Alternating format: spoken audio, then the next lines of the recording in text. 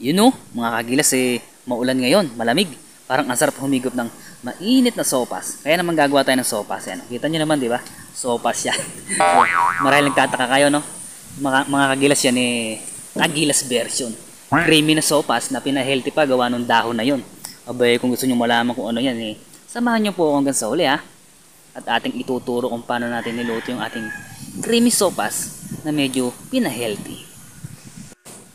Okay, alam ko excited na kayo kaya naman mag-start na tayo mga kagilas. Itong ginamit natin na pasta yung parang shell. Yan. Pwede rin kayong gumamit ng parang elbow. Kaya yung elbow kasi sumisipsip ng sabaw, no? Maganda tong parang shell. Ngayon kung nakikita niyo mga kagilas, meron tayo ditong carrots, patatas. Binalatan natin yan. Yan yung magpapasarap ng ating sopas. Ngayon magpainit na tayo. Ilalaga natin yung carrots at patatas. Palalambutin lang po natin yan hanggang sa lumambot siya para mamaya ay ating dudurugin.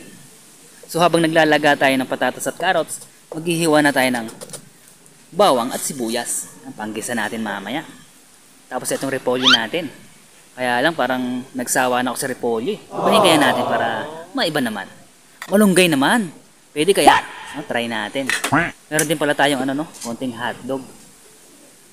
Ngayon na malambot na po, eto na. Hanguin na natin.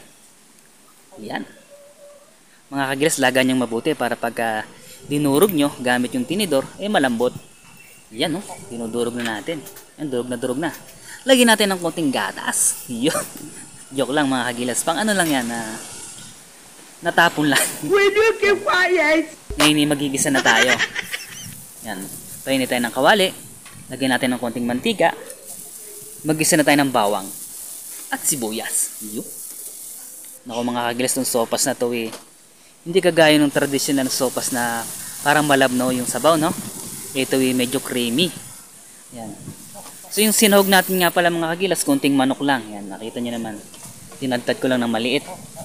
Leftover lang namin sa rep yan Yan. Timplahan natin ng patis.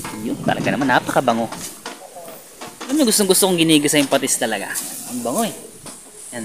Maglalagay na rin pala ako ng konting chicken cubes, no? Kalahati lang. Ngayon yung pinaglagaan natin ng carrots at patatas. Yan. Ito yung sabaw, nilagay na natin. Yan yung ating pasta. Yan, nilagay na natin, no?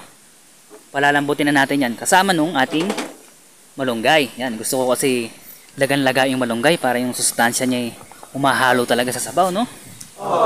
At ngayon mga kagilas, itong ating carrots at patatas na nilaga na ating dinurog, ilalagay na natin. Ito na yung magsisilbi nating para pampalapot. Yan.